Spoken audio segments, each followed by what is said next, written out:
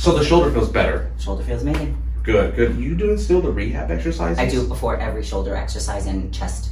Not exercise, but before I train. For sure. Internal, external rotation, all that good stuff? I do this, I do these, and then I had rehab on the shoulder. So I do the exercises that, like the I think they call it the crossbow, and then coming across like this. Okay, perfect. So all those, People totally underestimate the significance of those rehab exercises before your workout.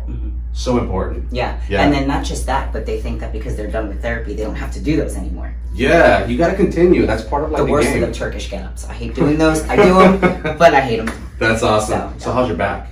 Back's good. It's not as tight. And you know, hips are good. I've been doing, you know, that stretch that you do with me where you the hip flexor stretch. Leg. Yeah. So what I do is, obviously I don't have somebody to lift my legs, so I put my leg up on a bench and I go into like a lunge stretch. That's perfect. And I just press my hips. So it's something like this. Yep, but I bend this leg, the leg that's on the floor, so I can really get down. Oh, that's perfect. How does that feel? Feels good. Do you feel like you're starting to have more mobility in the front and the outside of the hip with that? Yeah, and I've definitely noticed a difference in my posing as well. So I'm able to, remember I told you I was having a really hard time turning my foot out. I'm able to turn my foot out a little bit more. Hell yeah. So yeah, so I'm excited. Good job. So all right, that's why I'm like, yes. Let's get it. All right, let's have you go on your stomach. I'm gonna scope it out. Cool. Bear with me. I'm gonna push on some areas that are probably sore. The usual. The huge. I laugh. When you're... Just so you know, I laugh at certain. I'm talking to you, camera. So give me some feedback, Jody. You've been bodybuilding for how long now? Oh my God, I started lifting when I was 13. I'm 40 now.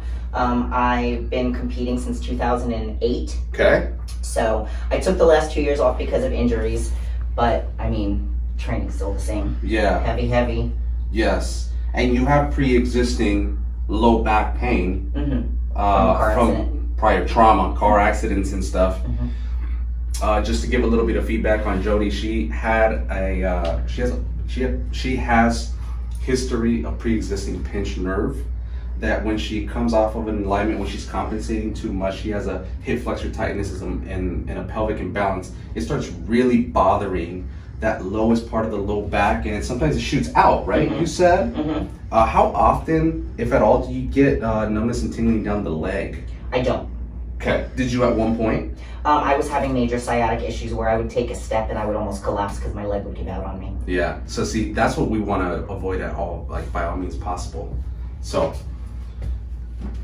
obviously I've been giving you a hard time as far as digging into that low back and stuff. Just bear with me. I just want to check the bruising. No worries. Good. When you initially came in, I was noticing that you had a lot of swelling here. And that was where I was having the issue. Yeah. So I've noticed that the swelling started to go down. I've been breaking it up significantly in the low back, the paraspinal, the QL, which sucks, obviously. The glute and the piriformis, she's completely bruised up, so I won't be pushing too crazy on her today. But I do like to loosen up the compensation that she develops in that low back from those tight muscles that are compensating for that pelvic imbalance. And you said you weren't able to externally rotate that hip before. My left foot when I pose, yes. Yes. That QL tends to tighten up so much on you. Oh, I know. If you weren't tortured, you didn't come to Spinal Performance to see Dr. J. I'd be screwed. Just bear with me on this one, Jody. You got this.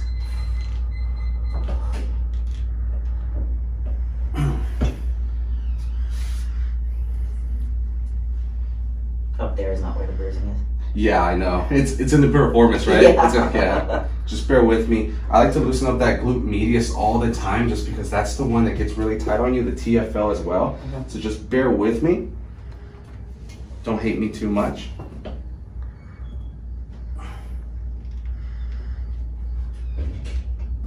Good. Last one. A lot of people forget about this TFL. Good job. Let's bring the knee up. And you know how we do? Let's rotate that hip to the right side. Yeah, you see how things are popping? Yeah. The moment you start mobilizing the right areas is the moment where you start obviously getting more mobility in the low back.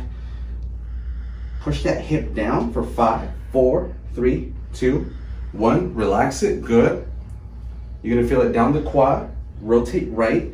Drive that hip for 5, 4, 3, 2, 1. I will say it doesn't hurt as much as like the first couple of times I came in when you're like digging in me. Oh yeah. No, you're getting significantly better. I wish every patient was like you. As diligent as you are, like you foam roll, you do your hip flexor stretches, you do your rehab exercises. I use that So Right thing every day. Oh yeah.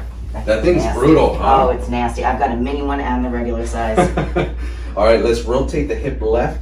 Drive the front of that hip down for 5, 4, 3, 2, 1, and relax. She wasn't able to pose and externally rotate, and part of that is that hip flexor that keeps tightening up. She's been stretching that out and she feels better. The alignment is crucial for you. Deep breath in and out for me on this one, Joe. Good. Relax that left side. Here we go. Oh, good job. One more. Good. I'm just going to press. You're going to feel a little bit of pressure in the front. Good. You okay? Amazing. Let's have you on your side. Face me this way. Good. There you go. Right there. So I'm just going to move that pelvis right here. Let it go. Good. Let's get the other side. Good. We're going to actually tilt this a little bit. Just I want you to relax on this one. Good. Just bear with me.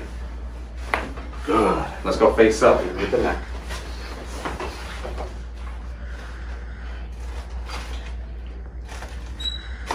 Good. Beautiful. Now I want you to scooch down, all the way down. You're going to get your shoulders too. You know, we're just going to get both today. Cool. Yeah. I want you to cut both shoulders like this. Good. And relax everything. Good. Beautiful. Good. And I want you to bring this elbow down some. Good. Good. All right, cool. Good job. Awesome. Dude, you survived yet another day. Yes. How do you feel? Awesome. Do you have any questions for me? No. Since I've been seeing you, I've felt less pressure in my neck too. Good. I don't know if I told you I do the like decompression exercise. Yeah. I haven't had any compression in my neck at all. Amazing. So I want you to keep that up, because everything that you do on a repetitive basis, you'll get exponential results for, right? It's not linear at that point. Do it every single day and you'll just see your body just going through the roof, which is important. Cool. Hip flexor stretches, foam roll the TFL, the glutes. You do rehab exercises for the hip, right? Mm-hmm. Yeah, so do that. Have you noticed a difference in my hips? Like when you stretch me? Yeah, you have more laxity in the hip flexor, which is important, okay. But it's still constricting here and there, because remember, it's years worth of training and trauma that you've had. Mm-hmm. So we have to, you know, just like physical changes take time. You know, you want to get on a brand new workout nutrition plan, 12-week period to see some type of result. Right. So this is a little bit similar. Cool. Because I feel a difference. I just want to make sure it's not just my mental. And like that you see something too. I'm noticing a lot more laxity when I do the hip flexor stretch, and your bones are moving better. So that's important. But I want to make sure that everything that we're gaining, we keep, right? And the way that we keep that is through the rehab exercises.